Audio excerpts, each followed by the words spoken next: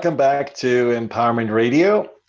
We're talking about courage, and I just said before the break that a client of mine wanted to work on his fears with business partners, which really scared him having these conversations, but had no problem and no qualms being on stage and just bursting into a song and dance and just feeling very comfortable there in the spotlight. And so, what's the difference? Well, that is where we all can look at. So, what happens in those areas where we are courageous in, where we have maybe hobbies like, maybe you do whitewater rafting, or maybe you have a martial arts hobby, or maybe you are just really good at coaching your kids' soccer team. All of those things could take courage. I mean, especially if you're teaching your kids or you're coaching your kids' soccer team, because the other parents could be potentially very scary with their ambitions and their drive. So, what makes it comfortable for you to do those courageous things, and what scares you about other things where you don't really muster up the courage to make a difference? And the difference is how you think, how you feel, and of course, what you believe about yourself. So, this client that was so comfortable on stage, he just said, "Oh, I know I enjoy singing. And I know I'm good at those, more musical and more creative endeavors. And I also know that it doesn't matter what other people are thinking because I have a good time."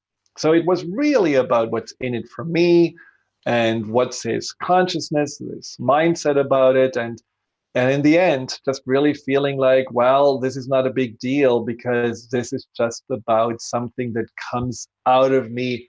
And again, it comes from the heart. And that's something that you can probably notice a difference too. So those things where you're not feeling as courageous, your mindset is completely different. So you're probably more saying you're not good at this, and you are much more concerned about, let's say, what other people are thinking, and you're much more endowed with yourself. And again, that's the fear talking. We know that.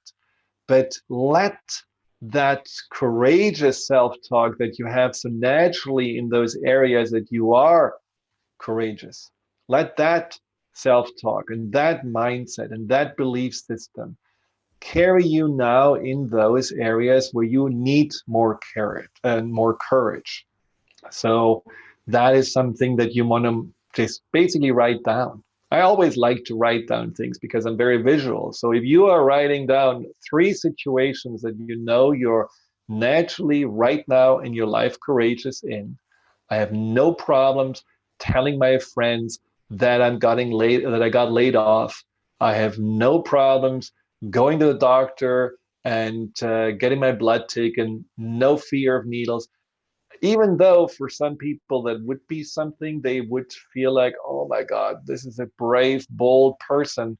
It's not the same feeling for you. And so, what is the difference? What's the mindset? What are you telling yourself? How do you feel about yourself? When you write that down and then you are imagining, how would it be if I had the same thoughts, of course, in the context and the same feeling, the same mindset in those situations, talking to business partners or going out on a date or speaking, more freely with your family members that you usually try to avoid.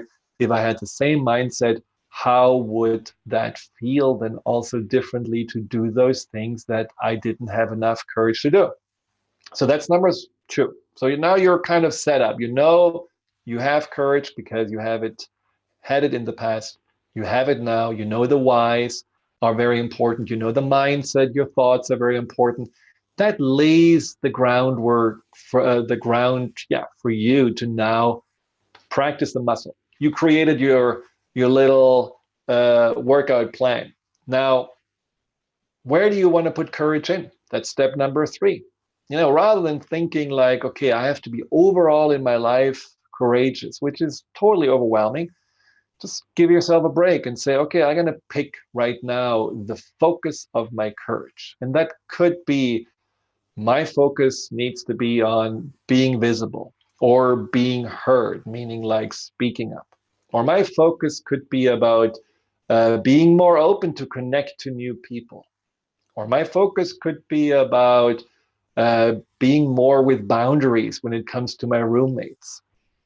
My focus could be also about just taking on some new task, spreading myself a little bit further out of my comfort zone, whether it's at work, whether it's with hobbies, whether it's with the summer travels that are planned.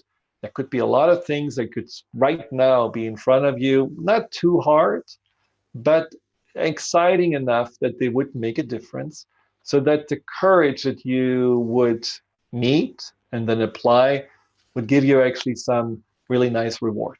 So pick something that you want to focus on, something that you want to practice being courageous in, and then prepare yourself for applying courage with, why do I want this? Why would this make a difference? Why would having more courage be good for me in this regard? And then the next step, from steps 1 and 2, what do I need to tell myself? What needs to be my mindset? I'm good at this. I can do this. This is joyful. It doesn't matter what other people are thinking. What I get out of it is really meaningful. All of those little mindsets that you want to have and that you want to repeat in your mind. All of this connects you to your heart. All of this makes the courage about this goal that you want to reach, this expansion of your comfort zone that you want to have, and then put into action. That's where the training comes in. You go into the line at the coffee shop and then you're just chatting with something in front of you. You know it takes a little courage to do so, and it feels good when you did. Maybe this person doesn't want to talk. Maybe this person becomes your best friend. Doesn't matter. You just know, I'm practicing my courage.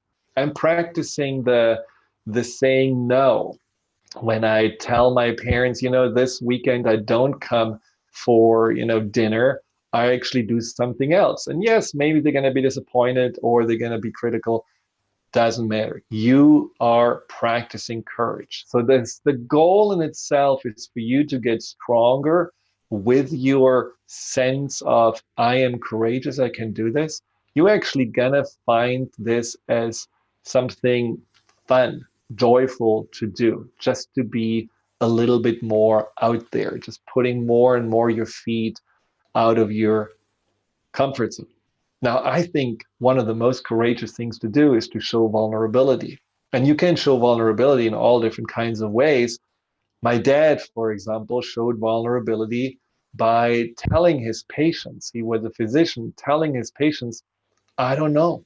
I really don't know what's going on with you, but I'm going to make some calls or I'm going to read up on it and I'm going to get back to you.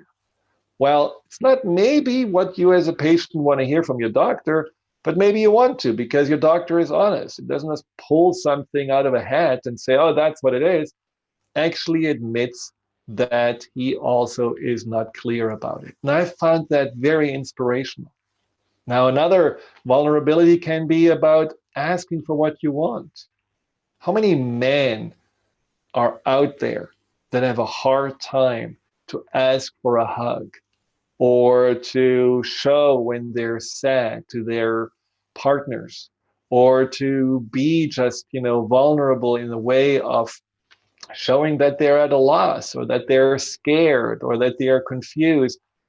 Women the same way, but I think men have just this kind of, often ingrained programming of not showing this kind of vulnerability. So it takes courage to open up and show a little bit more from your heart. Now, my dad had, just because it came into my mind, just had another interesting definition of courage, which I also had to try out as a child. And this is one of those things I like to go back to, which is whenever we went on the trip as kids, not kids, teenagers, with my other teenage friends, we had the Eurorail ticket, which was great. You go into the train station, hop on a train, you don't really know where it goes, doesn't matter. You sleep in it, you get out, and oh, wow, you're in Italy. It was fun.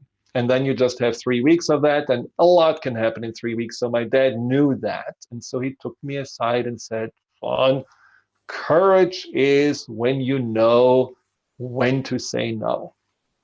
Okay, so I thought, it's a little bit also a riddle, but eventually I got it. It was solid advice, especially considering how 16 or 15-year-olds really can create a lot of havoc and trouble if they are left on their own and if they are pushing themselves to do things they shouldn't do. So saying no to your peers was certainly something that was building courage. And I had that, wise advice from my dad in my ears that helped me to do that. So the next step is about getting your courage partner. And that is something we're going to talk about right after the break. We talk about courage and the courage that comes from the heart, not the courage that is triggering or battling your fears. Now, I mentioned before, the next step to build more courage is to find a courage partner. And what I mean with that is just someone who really is holding your back, who really watches you with this I believe in you, benevolent eye, and says, absolutely, you can do it. I know it. Yes, maybe it feels in the moment a little big or hard, but I can see you already going through that finish line. And so think about maybe your best friend, someone that you want to ask, can you help me to practice this muscle of courage? And can you hold the vision for me and then also cheer me on and again, watch my back as I'm going through this? Saturday is best friend's day, as far as I know. So that would be maybe a nice way to connect and reach out. What happens is just when you know that there is someone really believing you, there is something also inside that doesn't want to let this person down. That just feels like, okay, this person has such high expectations and hopes in a positive way for me. I'm going to do whatever I can to really also meet those hopes and expectations with my best effort. And it just gives you just another gentle push forward into practicing your courage. Now, don't forget your fears. They still, as I said before, gonna probably come up. So as you are leaning yourself out of this comfort zone, out of this space of resistance into this more expanded, courageous way of being, you're going to have your fears telling you stories, asking you questions, wondering if it's really okay, telling you you can't really do this, also making you observe potential pitfalls that don't really exist, making assumptions about reality that's not really there. The point is, if you are ignoring your fears, they only get louder. So just see your fears more as this maybe worried parent, like my dad was, or my mom, and you just, listen to their concerns, to listen to the concern, the fear, and you reassure the fear. It's fine. I know what I'm doing. I'm not taking unnecessary risk. I'm not jumping out of the plane without a parachute. I'm not having here the desire to burst or blow up my comfort zone. I'm just stretching it. I'm expanding it. I wanted to just see what's beyond it. And I want to go back to what I was born with, which is a natural desire to find out more. What's in it for me? What can I do? And what can I contribute here? So have these reassuring, comforting conversations with your fears as if they are your concerned parents, or maybe a child that just is a little worried about the unknown or the change. Come from compassion, come from the heart. Again, the whole process is about the heart.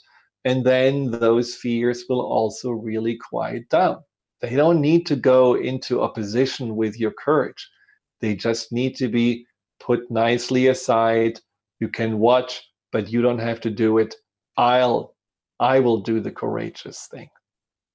And the last important point is that courage is about also a greater purpose.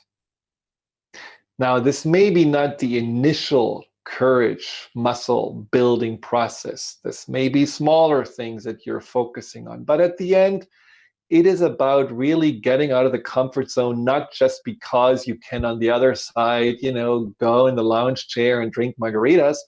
It's really being out of the comfort zone that you can be the person that you're meant to be and pursuing a purpose that you're meant to have. Something that feels meaningful, stepping up and saying, well, I'm actually really good at that. I have a natural talent in being a leader, being a coach, being someone who can organize, being someone who can heal, being someone who can put, groups of people together and just create an energy to pursue a greater purpose, or whatever those things are that you feel are inside of you, but you haven't really let out because somehow you feel like, well, I know my comfort zone and I don't want to go beyond it. When you think about a bigger purpose for you in your life, but also a bigger purpose for the others, your community, maybe the country or the world in general, then you can also find that your courage coming from the heart starts to propel you forward, starts to move you forward. And there's this nice quote by the philosopher, I hope I say his name right, Patanjali. And I love this quote. He says, when you're inspired by some great purpose, all your thoughts break their bonds. Your mind transcends limitations.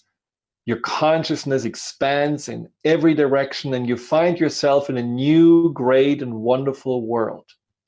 Dormant forces, faculties, and talents become alive, and you discover yourself to be a greater person by far than you ever dreamt yourself to be. And again, it all starts with being inspired by a greater purpose. Now, considering the world we're living in and the different forces that are right now at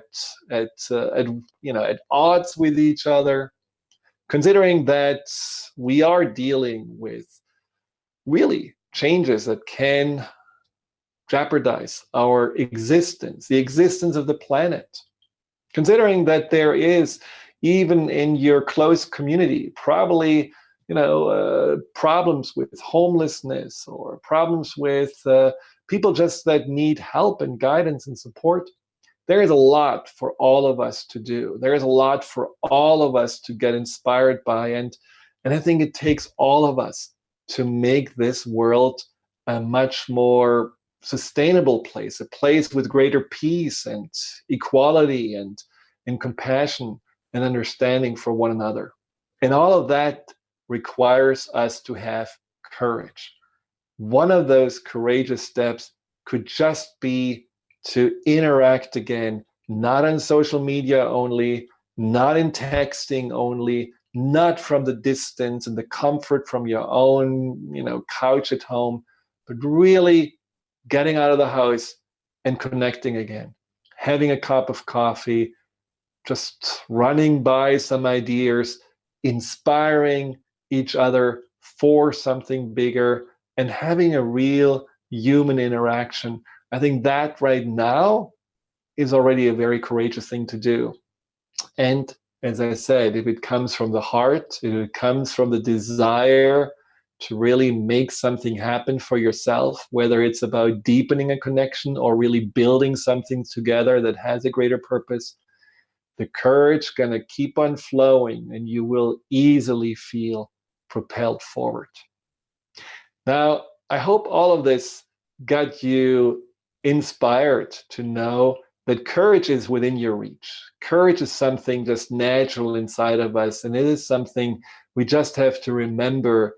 It is a beautiful gift to have. And like Aristotle, the great Greek philosopher, said, courage is the first of human virtues because it makes all other things possible. And I think that's very true. So try to just see yourself as you're going forward as a courageous person and know that you can get stronger and more in touch with this natural force every day. It's just a matter of putting one foot out of the comfort zone at a time knowing why, fueling this all from the heart, reaping the rewards, being excited about this bigger version of yourself, and then always asking you, what can I do to make an even greater impact in my life and in the world? Until next time, thank you for listening in, and thank you for being open to learn a little bit more about yourself. And thank you for listening to me. Goodbye.